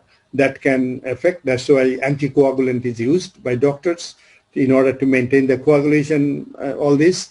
And these things also platelet hyperactivation. Although number is less, platelet become very active. So under this condition, we believe that FRUITFLOW may be very useful as a preventive, especially, and not under very severe conditions. This FRUITFLOW can be used so that the platelet physiology is maintained and thromboinflammation is maintained, is not occurring, so that the patency is maintained and the good flow of the platelet is maintained, and innate immunity is maintained, and in that way we can stop the COVID-19 multiplication in the body.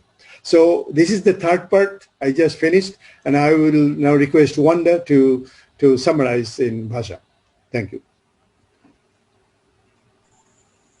Okay, thanks Professor Asim. Oke, jadi Bapak Ibu sekalian itu terkait COVID-19 dan platelet atau trombosit ya.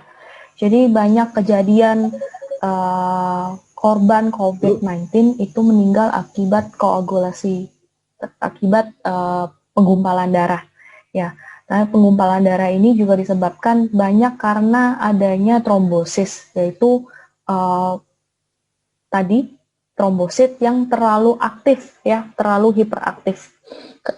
Jadi kalau misalkan virus masuk ke tubuh kita, kemudian masuk ke dinding sel pembuluh darah kita, itu akan memberikan signal supaya si trombosit ini menjadi aktif. Ketika trombosit menjadi aktif, ada beberapa hal yang sebenarnya si trombosit bisa lakukan, yaitu dia menjadi aktif ya, kemudian dia memanggil teman-temannya itu si sel darah putih, ya, ada neutrofil ya untuk membunuh virus tersebut. Kalau tapi bisa jadi banyak hal yang bisa terjadi ya. Satu tadi bisa menyebabkan si platelet, produksi plateletnya kurang. Kalau misalkan produksi plateletnya kurang, otomatis tidak bisa memanggil si sel darah putih untuk melawan si SARS-CoV atau si COVID-19-nya. Kemungkinan kedua adalah tadi trombosis, ya, koagulopati, ya, itu bisa menimbulkan atau memicu penggumpalan darah. Kalau misalkan penggumpalan darah, otomatis akan menstop aliran darah kita ke ke organ-organ ya. Jadi banyak kasus COVID-19 yang seperti itu. Ya, kemudian kita percaya bahwa fruit flow mungkin bukan obat ya, tapi bisa mencegah terjadinya hiperaktif daripada si trombosit ini. Nah, kenapa sih banyak orang-orang yang komorbid, ya, yang diabetes, yang aging, yang obesity itu sangat rentan terhadap COVID-19? Karena pada dasarnya orang-orang yang sudah memiliki komorbid sudah memiliki kondisi trombosit yang hiperaktif. Kemudian COVID datang, jadi si trombositnya makin hiperaktif lagi. Jadi menimbulkan banyak banyak disorder kalau kita bisa bilang. Ya, jadi banyak juga yang kita sering dengar, oh badai sitokin. Nah itu juga asalnya dari sini, begitu. Jadi mengonsumsi COVID di kondisi COVID-19 sekarang, ya amit-amit lah jangan sampai kena. Kalau misal kena pun, at least kita bisa nih mengurangi atau mencegah terjadinya hiperaktivasi trombosit ya yang terjadi di dalam darah kita. Jangan sampai kita memiliki aliran darah yang tidak sehat seperti itu. Baik, selesai sudah section 3. Professor Asim, you may continue. Sorry. This is the last slide I will conclude from here. As I mentioned, that can you hear me? Yeah. This is a human non-activated platelet, act as a autonomous drones, both for hemostatic and immunosurveillance. As I mentioned, we have a 62,000 miles of blood vessel it has to look for, and it makes sure it works. And that's why it's very important how we handle this platelet. And use of irreversible antiplatelet drug is necessary in some cases, but it may compromise the non-hemostatic function of circulating platelets, we don't know. And our several in vitro and human trials demonstrated the efficacy of fruit flow in promoting blood flow, lowering hypertension, and also it has been shown in an in vitro study that it has several anti-inflammatory actions published 4 or 5 years ago, and due to the presence of water-soluble of various bioactive compounds and easily absorbed in the body. So we believe that fruit flow, especially before and during the early stage of COVID-19 illness, can have a very good effect on the severity of the illness, because it can promote the platelets antiviral activities by different mechanism, as well as it is not making very inactive in the circulation as aspirin or other drug does. So thank you very much for listening me and giving me opportunity to share the science build up last 20 years. And now, thank you all. And now I think it's time to answering the questions. If you have some, maybe 10-15 minutes. Yep, Professor Asim. Okay, can I stop sharing now so that I can go now? Yeah. Yep, oke. Okay.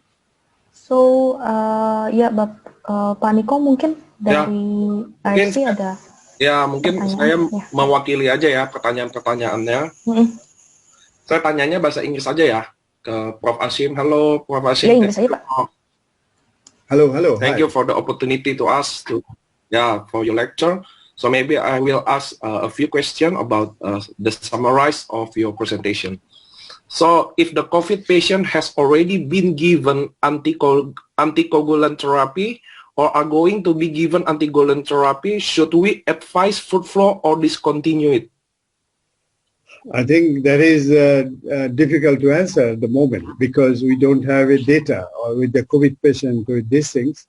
Our main thing, it is a functional food and dietary supplements, and no study done with the patient yet, cardiovascular patient. So under this condition, if whenever the anticoagulant is given, in most cases, there is no way to, if the platelet number is also less, then we should not use the fruit flow or aspirin under this condition. Okay.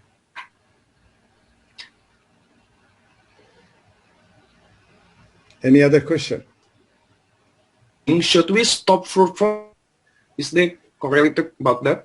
Yeah, if the patient is in the hospital, and obviously then most of the medication will be discussed and under the jurisdiction of the medical doctors, actually. So they will decide, and the patient situation will guide whether we should give the anti-platelet agent, including FRUITFLOW.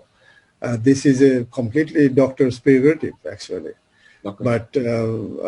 But what I'm trying to say that if we take in an early situation or pre-COVID-19, this would help so that the severity of the COVID patient will be less and less because of the platelet will be effectively working physiologically than under any other conditions.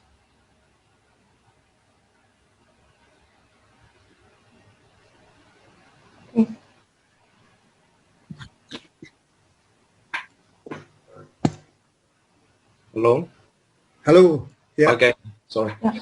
And last question, maybe if patient already consuming aspirin or some drug medicine, should we lower the doses beyond or time consuming for FRUITFLOW? Yeah, there is a study done with aspirin plus FRUITFLOW, because you see, if somebody is taking aspirin, there is already 70-80% reduction of platelet activity is done by irreversible inhibition of aspirin. So addition of FRUITFLOW when it comes to a platelet aggregation may not be that useful because aspirin already making inactive platelet in the body. So our question is, our target is those people who are not taking aspirin and not as a primary prevention. Under this condition, the FRUITFLOW must be taken. But if somebody is taking aspirin all the time, say patient and things like that, you may not get the additional benefit because when it comes of hemostasis, because aspirin taking every day, chronically used, if somebody is resistant to aspirin, that's a different issue. Then you have to see whether the platelet aggregation is affected by taking aspirin. We found 2 to 3 per 10 patient aspirin cannot stop the platelet aggregation. But if somebody's aspirin is working, then 70-80% inhibition is there, so you don't gain much. Okay. The last question, according to your presentation, is there any maximum daily allowance for FRUITFLOW, and how about the side effect? Okay, I think we have trial with up to 300 milligram. That is okay so far.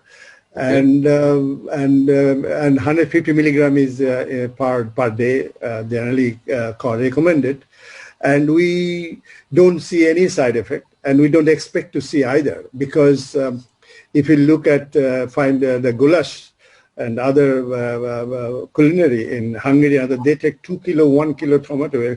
Tomato is used like anything, so I don't expect any side effect, or we didn't find any side effect in any trial so far from this FRUITFLOW. Okay, so maybe we just want to thank you to Prof. Asim, for Rudy, for Prof. Taichi also. Thank you for Wanda also for translating in Indonesia. So it's very good opportunity for us for welcome you in this presentation to more know about FRUITFLOW. So I hope maybe kesimpulannya ya teman-teman, mudah-mudahan kalian semua bisa pahami. Nanti kita akan cariin dokter juga yang bisa bantuin translating presentation dalam versi Indonesia tentang manfaat FRUITFLOW. Tapi buat kesimpulannya teman-teman, ini paling bagus dikonsumsi sekarang untuk mencegah, dimana buat kesehatan pembuluh darah dan agresi trombosit kita ya teman-teman ya. Mudah-mudahan presentasi ini ini akan direkam, nanti kita akan bawain secara Indonesia, nanti translating dari yang penjelasan mereka semua, baru kita upload ke teman-teman semua untuk bisa nyimak lebih baik. So kita mudah-mudahan kalian bisa say thank you dulu ke teman-teman semua. Saya akan buka chatnya. Thank you for Rudy, Taichi, and Prof. Asim. Terutama juga buat Wanda yang bikin make it happen presentasi hari ini. Mudah-mudahan kalian bisa tahu benefit selain dari manfaat subarasi, ada SOP kan. Kalian sekarang jadi tahu lebih FRUITFLOW, dan kita akan janji ke kalian atur seminar medis yang bahas FRUITFLOW dari presentasi dari DSM ini, yang dimana masih banyak yang rooming ya tadi bahasa Inggris ya. Tadi saya lihat banyak yang mukanya nggak ngerti-ngerti sih, mukanya begini aja. So teman-teman, kita mau bilang terima kasih buat semuanya. Mudah-mudahan kalian bisa, tadi dari Rudy juga udah ngomong bahwa dosis yang paling bagus sih untuk kalian ngejar semua hasil ilmiahnya tadi, uji klinisnya, yaitu 3-4 saset subarasi ya teman-teman ya. Itu untuk ngejar kalian yang maintain untuk sehat. Mudah-mudahan kita bisa lalui COVID ini semua, mudah-mudahan teman-teman selalu sehat. Mudah-mudahan kita akan bawain tim medis yang lain, ahli-ahli yang lain dari internasional untuk jelasin ingredient-ingredient. So, thank you Prof. Thank you once again for Prof. Asim, Rudy, and Taichi. Thank you for having us. Thank you all. Thank you. Bye-bye. Thank you. Bye. Thank you. Thank you.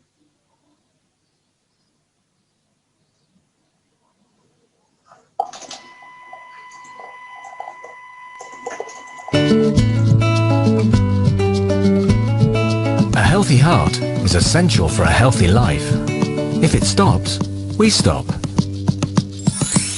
So for a healthy heart, we should reduce LDL cholesterol, manage blood pressure, and most importantly, maintain a clean and healthy blood flow. So how do we do that? Blood is made up of plasma, red cells, white cells, and platelets. These tiny fragments of cells, released from bone marrow, morph between being smooth and spiky. In their smooth state, they circulate easily through the bloodstream, sliding off the vessel walls and gliding past any rough debris. But, in an emergency, they secrete sticky proteins, snagging like Velcro onto each other and their surroundings, at the same time, sending out signals to activate other platelets to do the same. So at a wound, for example, in order to block the escape of blood, the activated platelets hook together, forming a kind of platelet glue, which creates a web-like structure, initiating a blood clot. But if clots form within blood vessels, blocking the blood flow and thereby cutting off the oxygen supply, this puts a great strain on the heart to clear the blockage. Many factors can increase the likelihood of platelets becoming overactive. These include obesity, diabetes, immobilization, smoking, mental stress, exposure to air pollution, those at risk from a deep vein thrombosis such as endurance athletes or long-haul travelers, and even basic aging. So what are the solutions? Aspirin is a well-known and very effective medication used for the secondary prevention of cardiovascular events. But approximately a quarter of the population can be intolerant or resistant, and harmful effects are common. Therefore, the US FDA doesn't support its use as a primary preventer of cardiovascular disease. FRUITFLOW has similar benefits to aspirin and can play a role in primary prevention, and had anti-platelet effects on 97% of the subjects tested. It's completely natural, healthy and safe, with no reported side effects, because it's made from fresh, ripe tomatoes, of which about 3% contains the precious bioactive tomato compounds. And FRUITFLOW concentrates these BTCs again and again, until one serving of FRUITFLOW, just 150 milligrams, contains the same amount as in around 3 bowls of tomato soup, but without the calories. And it's a proven scientific fact, recognized by the European Food Safety Authority, which said FRUITFLOW helps maintain normal platelet aggregation, which contributes to healthy blood flow. The benefits start to happen in about 1.5 hours, and the first dose lasts for 12 to 18 hours before everything goes back to normal. But when taken every day, it maintains a constant, healthy blood flow.